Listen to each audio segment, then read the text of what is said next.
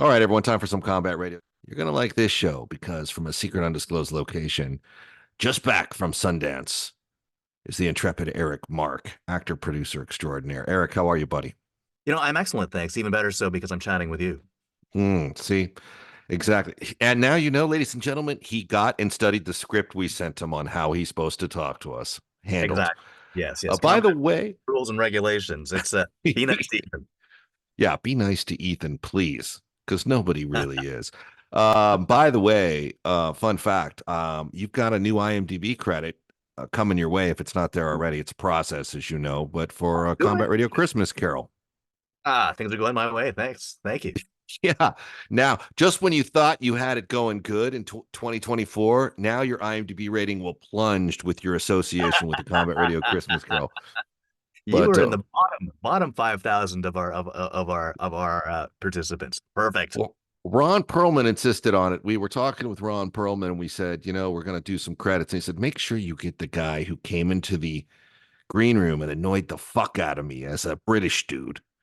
And I said, Eric Mark, Wrecked my consider it done, Ron. Ron's like wrecked my performance. I was all set. I've been prepping for days for this show, and that guy just fucked me up entirely. So the funny thing backstage was almost like a Monty Python moment with those guys, real quick, where there's an in joke in the script where the two guys from the charity come into Scrooge's office and they Uh-huh. introduce themselves. And one of them is Mr. So and so, and the other is Mr. Ron Perlman. Now, that's an in joke we've used for years. It gets a good reaction from the audience. They hadn't seen it, and Adrian Paul and Ron Perlman are looking over each other's scripts, going, wait, who's he? And Adrian goes to me, who is he playing? I said, he's Scrooge. He goes, but it says Ron Perlman in the script. I said, well, no, that's him. He goes, he's Ron Perlman, but he's Ron Perlman. He's pointing to Ron Perlman. I go, no, he's Scrooge. He's Ron Perlman. And it was like a modern day update of the Abbott Costello routine. And he's like, Yeah, absolutely. That's it was kind of funny because you could see them trying to work it out. And then I said, no, that's a joke. It's a joke. It'll work. And then you could see them, do we trust this guy? Like the processors of, is he right? Is this joke going to be fun? And of course, it's funny every time. Everyone always yeah. laughs. They're thinking, yeah, okay, you say it's a joke, but jokes are supposed to be funny. Exactly. That was the next line from Ron, right? But the thing about it is, for the audience who's wondering what's funny about that, if you haven't seen a Combat Radio Christmas Carol, number one, shame on you because we do it for charity. But two, the response from Scrooge when the charity guy says, I'm Mr. Ron Perlman, is Ron Perlman. What kind of stupid made up name is that? And anyway, it's Yeah, no, funnier live. seeing it are missing. They're missing it. They've missed out, and Mm. yes, do better next. But Eric Mark was fantastic as at it as he always is. We're gonna need to get more of Eric Mark involved in the future because he's that good and he's got an IMDb credit now because of it. But listen, man, you're back from Sundance. I am, Do you yeah, want to yeah. give us an update of what you witnessed there? Talk. Well, first of all, let me say that this climate change thing might be for real, and I'm going to get in. It ties into Sundance. So I was back in Toronto over Christmas. 17 days, only one day to dip below freezing. So for Hmm. all of you Americans who think Canada freezing, not freezing, we only had snow one day. And I will tell you, when I was a kid, white Christmases every year. Yeah, awesome, yay. Yeah, yeah, Haven't yeah. had a white in over a decade. Okay. Fast forward to a couple weeks later in Sundance, much colder, in Park City than Toronto normally. One day of the 4 days I was there did it dip below freezing. Hmm. There was a bunch of snow, but it was that soft mushy stuff, which is less appealing, just because it was there and it got cold. But anyway, okay, so in a way, happy because I'm not freezing cold while I'm up there, but in a way, what the heck is going on? That said, Yeah, yeah. 11 movies in 4 days. So, just not as much as we used to do. I used to try to hit up I think the record I had was 23 in 4 days, but that was a little insane. That was 9 o'clock movies straight through to the midnight showing. You get out of the midnight showing after the Q&A at like 2:30, and then you're up the next morning for the next 9 o'clock show. Crazy. Don't do that anymore. I love it. Um, You're dedicated, and that's what this requires. So you're in the trenches. gonna hit you up with a couple some films I saw, so, Let's see. some of which all of which were interesting, but okay, craziest one. And this it was crazy in part because if it was a midnight movie, everything would have been fantastic, where they're a bit off the wall, they're sometimes pretty offensive to some people. This Mm. was 6 o'clock Friday evening, which is festival starts on Thursday, Friday evening at 6 in the Eccles Theater, the big theater there. So kind of probably one of the two or three top spots in the entire festival. Hmm. Something called Sasquatch Sunset. So, if you haven't heard of that yet, it's something unlike anything you've ever seen before. A few people did walk out. The Variety review for it mentioned that this is not a movie most people will like, but the reviewer, loved it. And just so to give you a little bit of background, or a mini synopsis, uh, it's a story of four Sasquatches and a year in their life. The filmmakers proudly went off and talked to some anthropologists about how would Sasquatches look, act, and behave if Sasquatches were real. And so they did. And here's the thing about this movie, though. So it's both sort of like a quest for fire. This is how Mm. things would be, these people or these beings. But it's also a over the top raunchy comedy.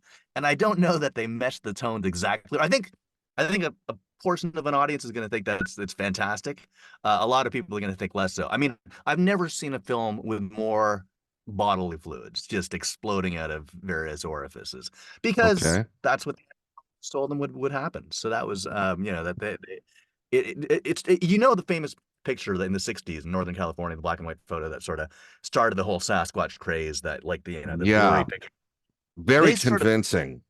the movie starts off with sort of a riff on that, except there's four of them. It immediately has them go down into like a valley where two of them start making love, and and that's certainly the wrong term for it, boisterously, and the other two look on, and then it goes from there.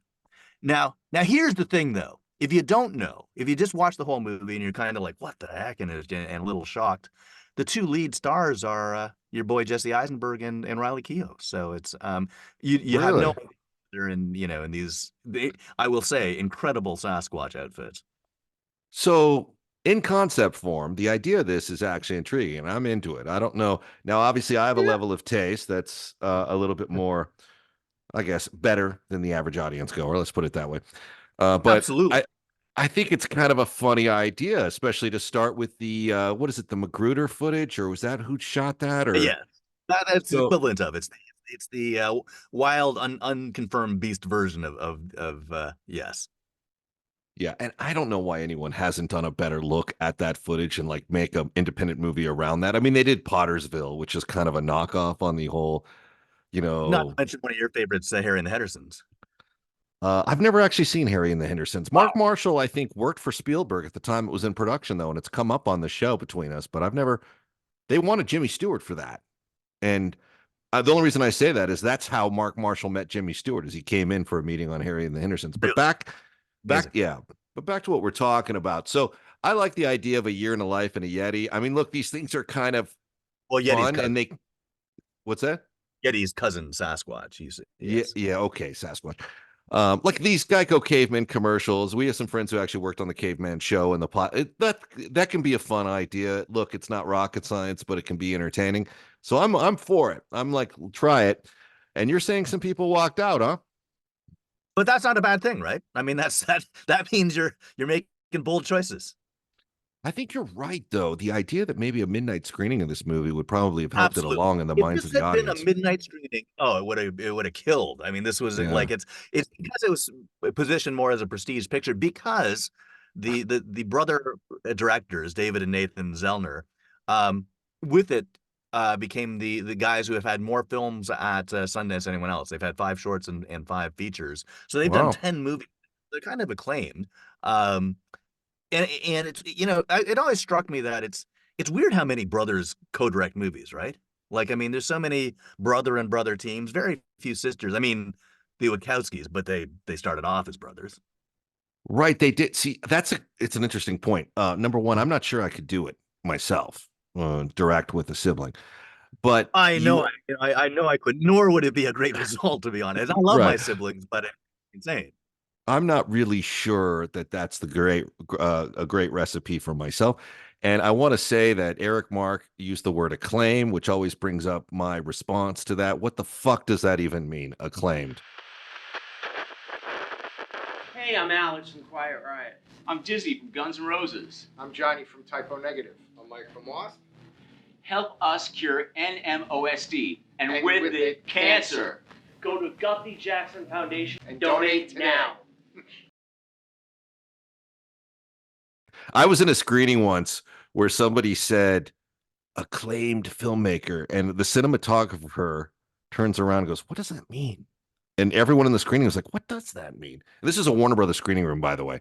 We didn't know. So every time someone uses acclaimed, because it's used a lot, and what I think it is like a prestige tag on an individual, and a lot of people have earned it. It's just kind of a funny way to acclaimed. And as soon as you said it, I'm like, there he goes. He walked into the punji trap. Oh yeah. To me, it just means someone made claims about that person. All right. So you're making claims about Sasquatch. So would you see this movie again? Would you recommend this movie? To certain folk. To certain folk. And who are those certain folk that you'd recommend it to? Like what? You were certainly one of them. I'm fascinated with the whole Yeti mythos. It's pretty amazing. It's, by the way, it's full of like moments of joy and moments of grief. It's there's a lot happening in it. And then there's one incredible moment that happens midway through. I said there's a lot of bodily fluids, but I've never seen anything quite like this. They literally, the family of fat Sasquatches does a triple take. I mean, they're literally looking one way with stunned faces, looking the other way with awe, looking the original way again with explosive results from every orifice. I mean, it was just like unlike anything ever seen before. And that, to be honest, that brought up applause in the audience, laughter in the audience, and a few walk-ins in the audience. Yeah, look, these movies are not for everybody, folks. No movie is. So yeah, I get it. So it's an intriguing idea, though. I mean, if you would have come through my office at Warner Brothers and said, I want to do a movie about Sasquatch, but like a real like deep dive into what it's like being a Sasquatch, I'd probably say smart. Go take a crack at it. Yeah, depending on what's in the pages. Yeah. So, but, so that was something I saw on the very first day I was there. Okay, now I've got to follow it up with so Jesse Eisenberg, one of the leads in that. He also was there with a film he had himself and that he directed, and starred in. Amazing. Real Pain with him and Kieran Culkin. And so it's two somewhat estranged cousins whose grandmother has recently passed away in Poland. And so they or she's Polish. They're all, they're Polish Jewish descent. To honor her, they go take a trip together to Poland and do like a tour of of some of the Jewish sites, including the concentration camps. So some heavy material. And then the last day, go visit her, like the ancestral family home, which actually is Jesse's grandparents' ancestral home. Nice. And amazing. I mean, particularly Kieran Culkin's performance was a standout. And this is again a movie that's got, moments of just incredible thoughtfulness and pain, but hilarious. And the interaction between Jesse and then just with Kieran and then Kieran on his own. Outstandingly funny and well done. And one thing I'll point out, just having seen those two movies and almost in succession. Ooh, speaking of Kieran, Jesse's an interesting guy. Like, a lot of actors essentially play versions of themselves on screen or in, which is you're bringing what makes you special. Jesse, very much, what he's got up there is who he is. Yeah. He doesn't pretend to be anybody but Jesse Eisenberg. He really doesn't. He's playing a lot of other people there, and they're all they may not be named Jesse Eisenberg, but they certainly are. No, like I tell people all the time, Clint Eastwood may have done 5 Dirty Harry films, but in actuality, he did 36 Dirty Harry films. Hate to tell you, just Dirty Harry at another timetable. Anyway, so that's suggestion number 2. What else we got from the festival? So I saw like another fantastic movie called Exhibiting Forgiveness, which did very well, and it was it's a film where we see the life of, or just, slice of life of a family going through some turmoil, but the lead character is a fairly well-known painter, and so we sort of see all of what's happening, and then it's expressed in his paintings. And I don't know that I'm doing it justice in the description, but it was a fantastic, moving film, and the people I saw it with all were raving about the fact they'd never seen anything quite like that. And I'm like, there's been lots of movies about painters and different types of artists, but they're like, yeah, but I've never sort of seen, Hmm. what's happening on screen suddenly encapsulated in his art in the way that this does. Really? Yeah, yeah, A couple of recommendations on that note related to artists. Loving Vincent, beautiful movie. yeah, yeah. Maybe There. one of the best movies ever made, Wow. especially when you look at the way they did it with actual paintings. Another movie that I would recommend people see in relation to the art world and artwork, Basquiat with Jeffrey Wright back in the day. What's that? Love Basquiat and Jeffrey Wright, and Mhm. Basquiat, the artist, is referenced in this film, by the way, Yeah. and We because sh- the artist who directed it, Titus Kafer, hmm. is and was a contemporary. We should point out that also Bowie plays Andy Warhol in it, Oh, and yeah, Gary Oldman, I believe, plays Julian Schnabel. I think that's who he's that's some great supposed to cast. be in it. So Bowie, great. Hmm? yeah. No, what were you gonna No, say? I love Bowie in that. I love him as Warhol because he captures it, and they have overlapping aspects of who they are, and it shows. And then another great Bowie cameo. I love Bowie as Tesla in The Prestige. Yeah, Bowie, I think, was really good in a lot of movies. Absolutely.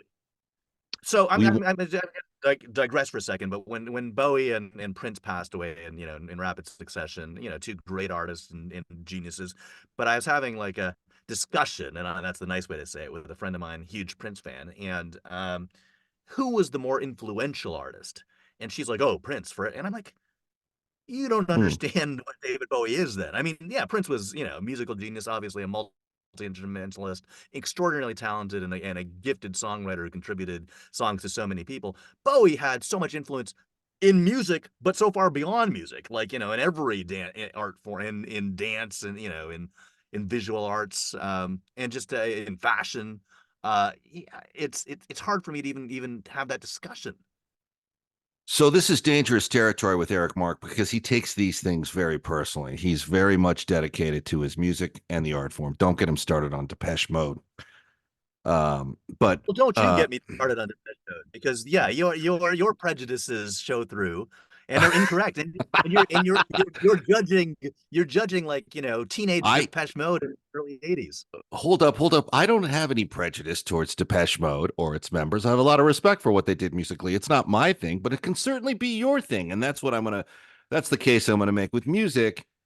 It's interpretive. So I would agree with you. I think Bowie certainly influenced a legion of artists, as did Prince. The question to me is more self-centered and who's more influential to you as the listener in your mind. And these are the arguments that people go down the rabbit hole on, and I just can't fully embrace it. I mean, I would tell you this, though, having known people in both camps and having attached Bowie to a movie at one point when I was at Warner Brothers, Bowie seemed like the easier guy to be around. All right, well And that counts. I'm I, taking that as an endorsement of my point of view. it is an endorsement to your point of view because believe me, that counts. If an artist is exceptional, I have respect for their work. But if I don't want to be in the room with them, that also kind of chips me a bit. Certainly on the acting side, and this is Mm, this isn't how musicians are judged, but on the acting side, Bowie is actually a fantastic actor. yeah, We've he was. we've all seen Purple Rain. We've seen Purple Rain, but what's worse is some of us had to suffer through Cherry Moon. So I would actually say Chappelle as Prince is a better acting version of Prince than Prince being Prince. But it's funny because Gilbert Davidson, Prince's longtime manager, was very honest, and well, you know him too. He's been in the camp here Yeah. for a while, and he's a brilliant guy. But he did, even on the show, say when that movie came out, they all thought their careers were over when Purple Rain came out. He's said that publicly Wow. on this show and probably elsewhere. And it's interesting that movie is so iconic and did so much for Prince, yet everyone at the screening, the first screening goes, oh my God, what are we going to, I better look for a job. I better look for a job. Both exceptional talents. And Absolutely. Both two of the most sounds. Yeah, absolutely. what do you think It's they not just- thought of each other? Ooh, interesting. I bet Bowie was probably really enthralled with Prince's ability. I would think so. Yeah, I would think so. Yeah, I mean, Prince again, just multi-talented and a true musician's musician. And again, Yeah. and then and then the legendary just long runs of 4-hour concerts night after night. I mean, that's Yeah. incredible. Exceptional. Like, I mean, giving the You know, fans what they want. Bowie collaborated with, it seems like everybody at one time, and from John Lennon to Mick Jagger to Annie Bing Lennox, Freddie Mercury. What's that? Bing Crosby. Yeah, Bing Crosby. And let's be honest, he made the most with Bing Crosby out of what I would say is a mediocre Christmas Carol. Well, I It's guess, not a yeah. it's not a great Christmas Carol to begin with, in my mind. I think So I think what happened was, they contacted him. They put it. They wanted to get the two guys together on the last Bing TV special, as it turned out, and wanted him to sing, duet on Little Drummer Boy. And Bowie's like, I'm not singing that. And so they had to write the new song that was written into, that he's sort of doing counterpoint singing with the Peace on Earth song that's sort of integrated into Little Drummer Boy that Bing's singing. is that how that went down? Yeah, like, and I think it was the musical directors of the show said, okay, Mhm. because Bowie's like, I'm not singing that. I don't, because he agrees with you, mediocre Christmas Carol. And so, right, let me sing something else. And so they duetted, but they're singing different songs. See, now we're getting into the mind of the artist, because if you were to say, Ethan, you want to appear, and let's say I was a singer, and do you want to sing this? I'd probably just do it for the spirit of the show and the piece, and not really put my personal, but by Bowie doing that, he did sort of reinvent it in a way, and Better. It's far better than it is better. I have to admit. I don't know if he's responsible for it. Well, I guess he is responsible, because he triggered the I'm not doing it. And then whoever made the rewrite, you said it was the musical directors? Yeah, musical directors of the show. They, So people, yeah. but they did that. They wouldn't have bounced into action if it wasn't for Bowie. Now, my friend worked with Bowie on The Man Who Fell to Earth and said Bowie doesn't even remember doing the movie. He was doing so much blow at the time. Yeah, I know. It's funny, like all these Prince and Bowie are examples of guys who passed away too young, but and people are Yeah. like, well, Prince not so much, but Bowie, sort of a clean living guy, had allowed to last many years, but all these guys lived really hard when they were young. I mean, it's like it does catch you. You can try to erase all the years and all the stuff, but a lot of these people lived very, very hard in their in their 20s and 30s and stuff. You're right. The fun thing about this, the thing I think about when you talk about these guys is, if you would have told me 20 years ago, you're going to lose Bowie, George Michael, and Prince in rapid succession before you lose Keith Richards, I'd tell you you're crazy. Well, he seems to be the example, like the hair of the dog guy. It's just keep it going, and keep it going strong, and that's the solution. I have a theory that if Keith Richards was to eat a piece of broccoli, the shock would kill him. Like, if he was to have any kind of vegetable or a vegetable smoothie, that's what undoes him. You may well be right. Yeah. If you don't have like Jack Daniels in the blender with ice first thing in the morning, he comes unglued. But anyway, it is odd. But so I'm with you. I think Bowie, both artists, hugely influential. Yeah, absolutely. It's an argument you'll never win, even if you in your mind are right. Okay. Anyway, Thinking about artists who were great in the 70s and 80s, and actually not just influenced by Bowie, but worked with him, and then ended up working with Brian Eno, because Bowie put them in touch, and who produced their one of their albums, the Devo movie at that which premiered at Sundance. nice. Oh, one of the most amazing Sundance experiences I've ever had. You walk into the theater, every seat has one of the the flower pots, really the energy collection hats on it. Everyone got one. The moderator's wearing one when he starts talking, introducing the band and the director Love and it. everything. Fantastic talk about just about the band and how it's far beyond music. That they started off more as an art collective. That it was about Yeah. really about this notion of devolution and what humankind doing to itself. I mean, they went to Kent State and that and were there when the shootings happened in the early Yeah. 70s. That obviously impacted who they were, and music was something that just developed, but they didn't necessarily expect to become as big as they did on that side of it. And then of course they've gone on. Some of them have gone on to big things like Mark Mothersbaugh Yeah. was you know, scores for well, most Wes Anderson movies. I mean, Pee-wee's Playhouse, Rugrats, just Regular show with Bill yeah. Salyers and Roger Craig Smith. It's always one degree away from Devo with us. And in that case, they scored that show with those guys. But also, I was literally just sitting in Salt Creek Grill, home of our annual Christmas event for social services, which, by the way, now has a special drink benefiting patients with NMOSD because we're close to a cure. So they're getting behind it. Go to the Guffey Jackson Foundation for more and make a donation. But Salt My Creek Grill, understanding, Johnny, what's that? gonna say, my understanding is when the cure comes, it's a stepping stone towards the cure for cancer. So a lot of opportunity here for people doing good.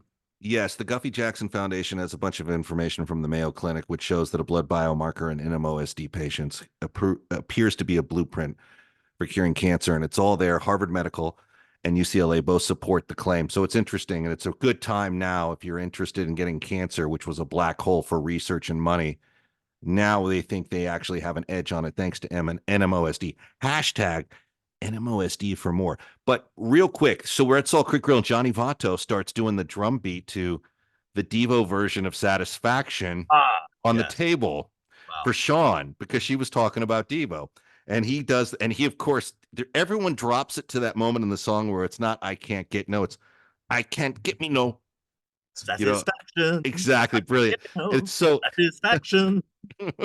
all right. So that's also good. And I love that they offered you guys all the pots. Okay. Another fun Devo fact, though, before we switch gears is Stephen Peterman, one of our family members here at Combat Radio, producer, 10-time Emmy nominee, 3-time Emmy winner, Stephen Peterman is how he should be addressed. On Hannah Montana and Murphy Brown, he was an actor before he was a writer, and he was on a show called Square Pegs. Square pegs, square pegs. Now, I know, but the world probably doesn't know. Square Pegs again before its time, much like this Yeti movie we talked about earlier. But Devo is the famous episode, guest stars, where Devo shows up. And it's home, but every time I see him, that episode comes up because he's Mr. Donovan. He was a regular Mr. Donovan, but the Devo episode's famous. So Devo, who directed that and where can we see it? Is it released yet? No. So but I think it's coming out soon, Mm-hmm. and yeah, it's one of those films that really got like a huge participation and response from the audience. Right. They had the band came up like the current members, and yeah, the filmmaker Chris Smith directed it, and so he's done stuff before, and in fact, he talked about the fact that way back in 1994, he had a film there, his first film, and he was sort of pushed to the side because Devo was doing the closing ceremonies and was the musical guest, and Mm. so he feels that it's kind of come full circle for him because now he's the guy who's on Devo's side. Yeah, that's cool, actually. I mean, Devo's always been an interesting act. Yeah. I mean, again, it's a matter of taste, but I mean, can you listen to things like Freedom of Choice or obviously Whip It is the one everyone knows, but there's been some great songs from those guys. Beautiful World. We are Devo, Devo. Where does the name come from? Do they cover that? Yeah, they actually mentioned that in the movie because it's such a bizarre name and it's Yeah. it's gonna alienate some of your audience, particularly in the 70s. It was they found like some old magazine from the 50s and that was the name of the magazine and they just lifted that. Devo was the name of a magazine Oh, in the not Devo. 50s? No. The name of that song that I was Are We Not Men? We Are Devo. Are We Not Men? Devo. That's the song Jocko Homo. That was a magazine in the 50s. Devo literally comes from the notion of devolution. So it's a short form of devolution, like that man has stopped evolving and we're devolving because we're screwing ourselves on a planetary level. And yet they're right in so many ways all these years later. Yeah. So, okay, the Devo one so far of the first three sounds great to me. But I'm gonna say, yeah. So I'm in. not it's, not only there was two groups, two brothers and a fifth member with the original team, and so Mhm. Mother's brother was there, but also Jerry Casal. He was sort of like the one who was behind all of their videos, and they did well in the early days of MTV because they just had tons of video content because they were making all these shorts. They didn't Mhm. intend them as music videos per se. They were supposed to be sort of these art student kind of like videos, but it ended up getting a lot of play because there was nothing else to play about it when they needed 24 hours of music videos. And he's gone on to do a lot of, video work and commercials and stuff. So they very creative guys. I mean, insanely creative guys. I think Guest drew inspiration from them when he did The Big Picture with Kevin Bacon. Have you seen it? Where Strangely, I have Kevin Bacon, film student, gets his big movie role opportunity to direct for a studio, comes in, starts playing the studio game, taking the studio notes, losing his authenticity, ends up the studio head that made him basically transform himself, sell himself out, sell his script out, gets fired. The new regime comes in, his movie's dead. Happens all the time. Happens to him in the movie. But he finds his roots again by going back to early days of like MTV style video and does the video for Pez people with giant Pez uh, musicians. uh, And it has to be a Devo inspired thing, I would think. Jennifer Jason Lee, Guest, I think Michael so. McKean. I think it actually is. Yeah, yeah. So that's interesting. I Yeah, would fun actually. stuff. Fun stuff. Anyway, so back to Sundance. I'm sorry. So Devo gets ranking mention number 3, we should say. Well, I'm doing them sort of in the order I saw them, so it's definitely Mm-hmm. not like Sundance itself has a 1 to 4 scale that when you vote for audience, the audience award and stuff. Mm-hmm. Um, I'm loath to give out fours generally because I don't think no movie's perfect. And the old scale actually went from fair to excellent. So even because Sundance believes just getting there means it's already pretty good. There's no poor. They've changed that because people kept on allocating points. But I walked out of Devo, and I'm probably exaggerating a bit, but just because of my fandom. But I'm like 4+. Never give out fours. 4+ for that. Yeah, it's just like it's like I saw the Go-Go's movie last year, which was awesome and a deep dive. And it was interesting with that movie because a lot of mothers, of a certain age were bringing in their like teenage daughters, for this uplifting story about just these women who rocked the world and rose to the top of the music charts and the culture at the time. And I'm like, these women are going to be surprised by how much sex and drugs is going to be in this movie. And they were. I mean, so much heroin, so much sex with so many people, and I'm not exactly sure that's what they wanted their 13-year-olds to see, but they did. No, no. So it's a very blunt attempt at relitigating the past, huh? But in that case, the band was there as well. They supported. They know they know who they are and who they were, and they showed up for the Q&A afterwards. Yeah, they, Uh, they're interesting too. Yeah. Yeah, yeah. I mean, post-punk, I mean, sort of known as a little poppy, but really they were innovators and the first really big girl band of, of the new wave era, well, post-punk new wave era. Yeah, yeah, and Yeah. and good. They were good. Yeah, they were awesome. Fantastic. And they partied hard. And our friend Uh-huh. Jonathan Lynn, Uh-huh. director of Clue, blew away Jane Wyman in the doorway.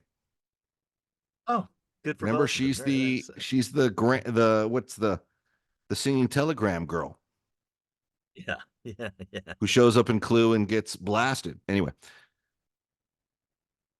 Yep. So that was good. And then a few others. So some fantastic docs. I'll just go briefly. Um, One of them we saw was called Black Box Diaries. I mean, tough subject. It was sort of like oof.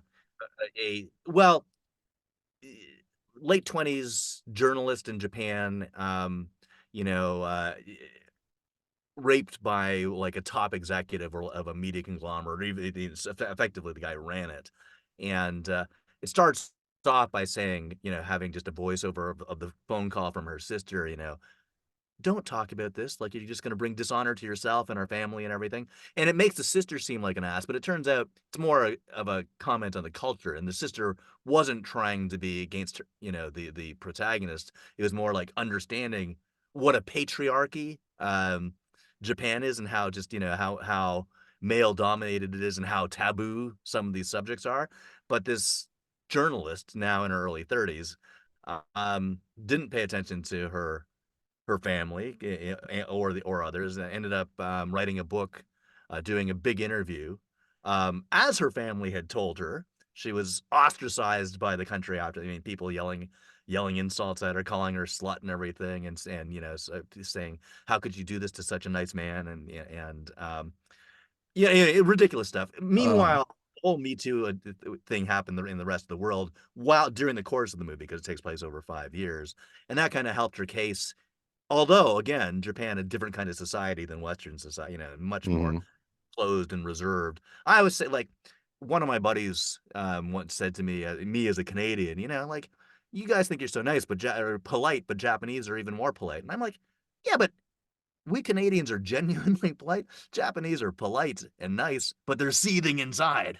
And I don't want to like, I love Japan, by the way, and I love Japanese people, and I have Japanese ancestry, but I think the culture has a lot of repression, and that comes out in this film. And the protagonist did a Q&A after we saw it, and um, amazing, like just the difference. She's like speaking in English. She's just bubbly. She Yeah. lives in England now because she had to escape the country because she was just being so picked on. And she was saying something that was really interesting, not related to the film. She said, um, you notice when I'm speaking Japanese though in the movie, like I'm kind of demure, like people like you, like the image or the stereotype of Japanese are. When I'm English, speaking English, I'm just much more exuberant. Like Mm. she's like, and it was really fascinating. It's just like this is a Japanese person saying she's able to express more and be more emotional and more open in a different language than her own, which was a little fascinating to me. And she was super bubbly despite what she'd been through. Like she said at the premiere the night before, they'd been playing, "We Will Survive" during the movie a few times, as sort of like a theme. They put it on over the PA system in the theater it premiered in the night before, and it turned into a massive karaoke session that she led. Good. So yeah, Good. As she should, man. What a hero. yeah, she is. In fact, it's funny. I like in the post-mortem of the whole festival. Yeah, that was the headline for one thing, that that a hero has emerged from Good. the festival. Yeah, And it so that sounds was. like she's the right one. Yep, yep, absolutely. Just As much as I'd amazing. like to nominate Devo as the heroes of Sundance, it sounds like this woman has earned her stripes. Pretty heroic too. I'll just Yeah. but before we end this, I'll just mention another couple really fascinating docs. One was called Eternal You, and so it was all about like very of the moment, although it's already a bit dated just because things are moving so fast here, about AI and using artificial intelligence and VR and AR to Hmm. essentially bring back deceased loved ones, which already sounds kind of icky from just from the description. Watching it though was crazy. I mean, it was just seeing people like there's various versions of this, from very unsophisticated like a chat thing to, using VR glasses and seeing your person. And it starts off with the chat bots, and they've sort of, it's like chat GPT or stuff like that. It's got input a lot of data from, just people in general over time and around the world, but Right. then you specifically enter in the characteristics of your deceased loved one, and then you're talking to them. And it was a little creepy, right? Like, I mean, so people are acting as if they're really talking to that person. And in a sense it's nice, and particularly for people who never got to say goodbye. Um, Yeah. it's not, but it's also a little addictive. And they had a couple tech ethicists speaking during it, and both of them were quite against all of this. They're like, one, people need to grieve. That's part of what life is. Right. Two, there's just so much opportunity for abuse of it. Like you could bring back, someone's child, for example, and have that child say at the end of the session, well, hey, you remember to pay $30 for the next month so you don't lose me again, or so. And it's just like, yeah, that doesn't strike me as right. And then they had like, so and just like with other AI experiences, sometimes it goes off the rails. Like one woman who was very Christian, and the person she's talking to also was, she asks it, so are you meeting a lot of good people, wherever you are now? And it goes, no, they're all awful. And she goes, what? Why? Where are you? And it goes, I am in hell. And she bursts out crying, and she's like, what? Why are you in hell? You should be like in heaven. And it goes, no, I am in hell. And that wasn't the programming. That's just what happened, because as it grew and it learned more, that's what it thought, or thought in quotes. And so that was pretty crazy. And then they ended the thing with, many other examples, but they ended up going back to a 2020 show show that took place in 2020 in Korea, where they made it very elaborate. They used, again, like a VR AR experience, tons of work, recreating the image of this child that a young mother had lost, and then broadcasting it on national TV as she's reacting. And it's heart-wrenching because, of course, at the end of the session, the child is saying, I miss you, mom, I don't want to leave. And the mother is just crying, and and it's just like, and of course, needless to say, American and European producers just saw it and jumped in and wanted to buy the technology. But even the Korean guy who created it was like, I'm not sure we should have done this. No, it sounds terrible to me. This sounds like a horrific idea. This sounds But like that's where we another. are. Yeah. Yeah. This is day one of AI. Like I was just before this, I was on a call with some screenwriting software company, just about, should they be integrating AI tools, and what do people think? And it was a focus group, and again, very different views people had on AI. It's a tool. It's the end of humanity. Um, Honestly, I see both sides. Clearly it's a tool that can do a lot of great things, and it can help us make things easier, more effective, better. But there's a lot of risk inherent, and I mean, we know that the writers and actors, strikes had a lot to do with AI. And for people like some of the other focus group participants, well, it's not intelligence, it's just computer programming, and it doesn't have emotions. And I'm like, we're on day zero. Like, I mean, 2024 is the beginning. Like, imagine where we're going to be at 2100 or 2500. But by the way, it's accelerating so quickly. Imagine where we're going to be in 2030 or 2026. Yeah. So And we're talking Skynet. So basically, exactly. this is your cue to bury your heavy weapons in a ditch in the desert where you'll know to be able to get to them. No, we absolutely are saying that. And, and James Cameron keeps on saying, I told you so. But it's not just him. I mean, every sci-fi movie since the dawn of of robots has had the evil robots. It's like everyone's aware that that's the it's bizarre, the deniers these days, when that was the fear. Again, from the Yeah. beginning of computer technology, everybody thought that was the fear. And Human and beings it's don't get the hint, though. They never take the hint. You can put it in front of them. I mean, we're all just a bunch of fucking intergalactic Council of Superman elders on Krypton with the fucking meteor in the horizon saying, we're fine.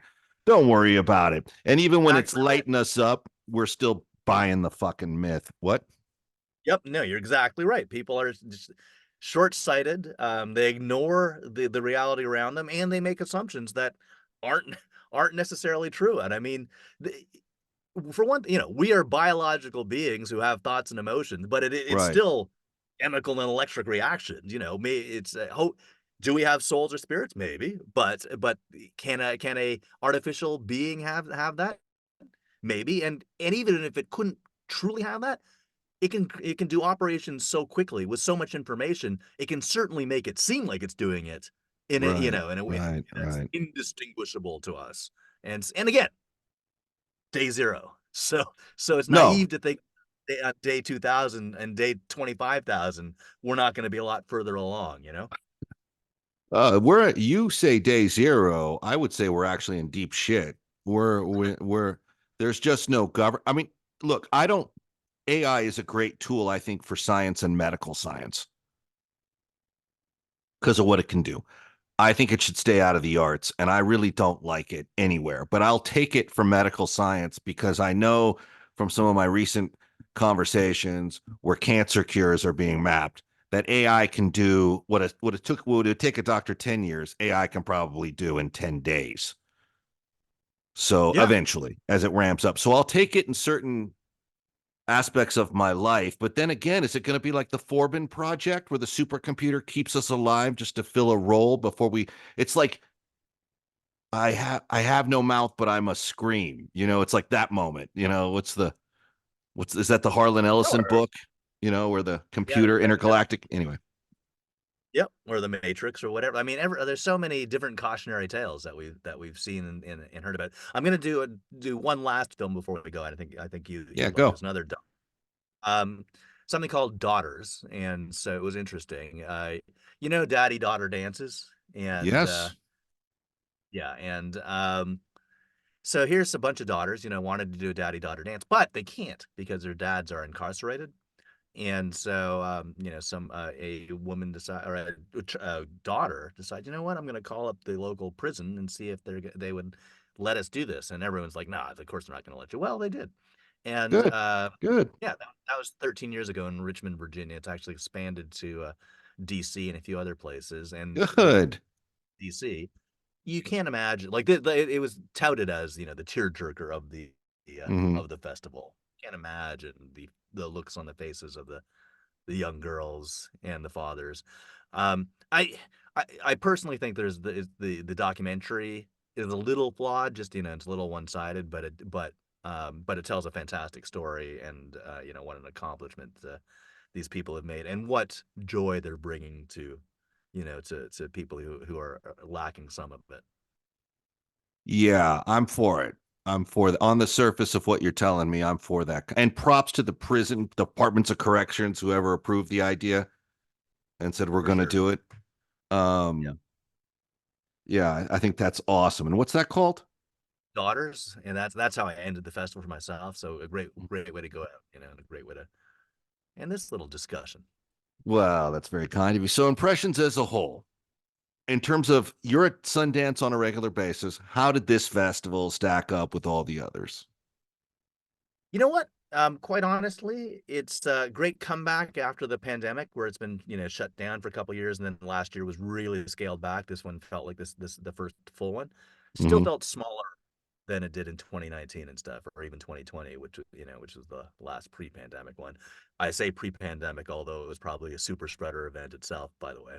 Yeah, But but undoubtedly. but yeah, but it felt like, and Sundance isn't about being big; it's supposed to be about being indie. But during the 2000s, um, just a big thing felt like a huge party with a lot of movies. Uh, it felt a Yeah. little pulled back this year. I think, and I love what they do, love the exposure that films get.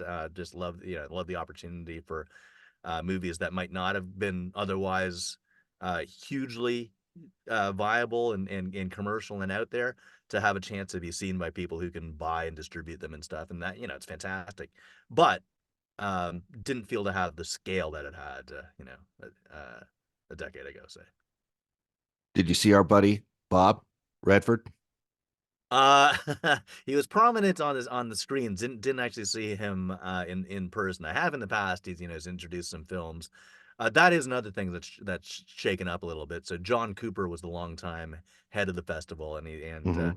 been replaced by Kim Otani. So she's got a different way of running things and a different taste.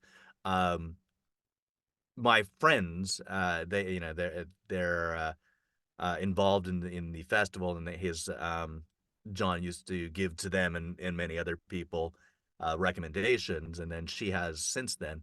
It's funny, they came out of the first few days saying we prefer John's recommendations, not because Kim's weren't any good, just their tastes were more aligned with what John was promoting.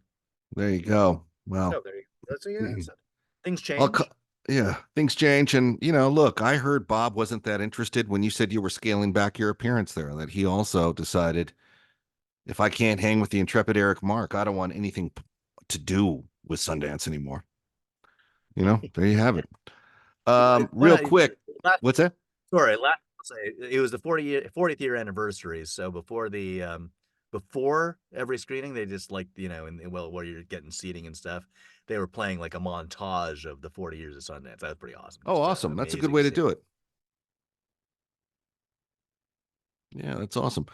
All right. So Sundance was a good experience for you. Yet again, I'm looking forward. I'll attend Sundance when Eric Mark's movie is up there. All right, well, you're holding me to that. So Yeah. yeah. There you go. So, in other news, we lost Carl Weathers. Do you have a favorite Carl Weathers moment? Obviously, some people are saying Apollo Creed. Today's generation is looking at Mandalorian. I look at his work with my buddy Sonny Landham in Predator. Maybe that's just from a personal standpoint. Any thoughts on Carl Weathers? I mean, to me, Apollo Creed's still iconic. Mm-hmm. Mandalorian, you bring up. I mean, yeah, great work by everybody, but you know, Rocky, Apollo, Yeah. uh, changed movies. Like it was at same time as same era as Star Wars and Jaws did the same. Like just these iconic films Mm-hmm. that weren't you know they weren't just the early 70s auteur films that were just kind of amazing, and they were the things that really deeply impacted the general public in a Right. bigger way than anything had before, and just reshaped where entertainment and culture would go. And he was a fundamental part of it. Yeah, he was. I mean, it's amazing how lucky they were in those Rocky movies when you think about it, because he was upstaged by Mr. T. Like the casting in those movies were so good. Yeah. And Carl Weathers never disappointed. I mean, he was even in Force 10 from Navarone with Harrison Ford. Remember that? Yeah. Yeah.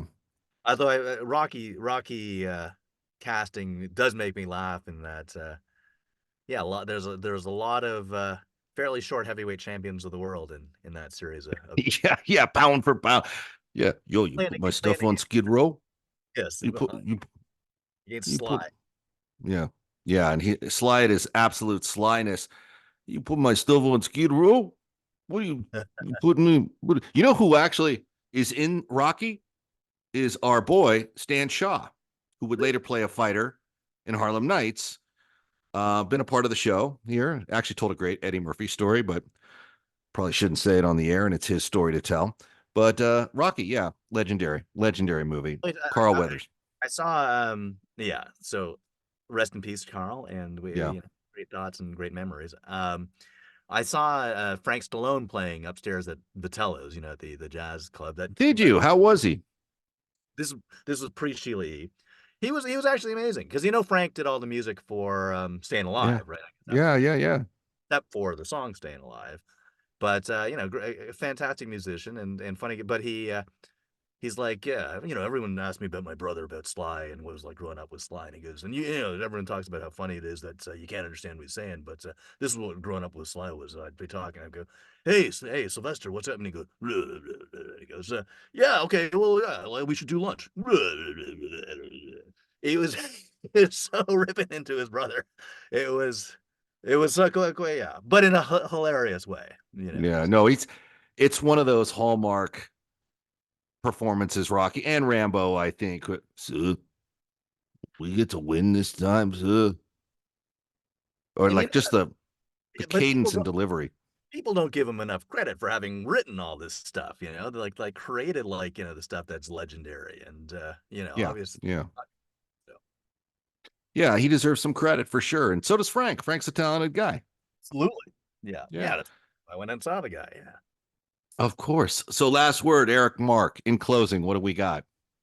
Sundance, fantastic films in general, excellent. Devo, one of the legendary bands that was so much more than a band. Combat Radio, one of my favorite experiences in the world. And Ethan I Benton, love you for that, buddy. Thank you. definitely. Well, Eric Mark, new IMDb credit coming from a Combat Radio Christmas Carol, a must see for all of you. Yeah, we'll have to get you back soon, buddy. We miss you. Likewise, look forward to it, my friend. In closing, I'm going to direct everyone to go to the Guffey Jackson Foundation website, because there is the medical information you need to know. We're close to a cure for NMOSD. And why does that matter to you? Because that cure appears to be a cure for not only all autoimmune diseases, the blueprint biomarker discovery in NMOSD patients by the Mayo Clinic appears to be a blueprint for cancer. So we're close. We need your help. Go see the information, read about it, get involved. For everyone at Combat Radio and the Sundance Film Festival, I'm Ethan Dettenmeyer with the intrepid Eric Mark, who we know and love. There's some movies out there for you to see, people. Go see them. Thanks, buddy. Thank you. Hi, I'm Keith Farley. Help me cure #NMOSD and with it, cancer. Go to the Guthrie Foundation and donate today. Thanks. Hi. NMOSD can blind you, paralyze you, or even kill you in a matter of minutes. But we're close to a cure. And with that cure comes a cure for cancer. Go to the Guthrie Foundation and donate today.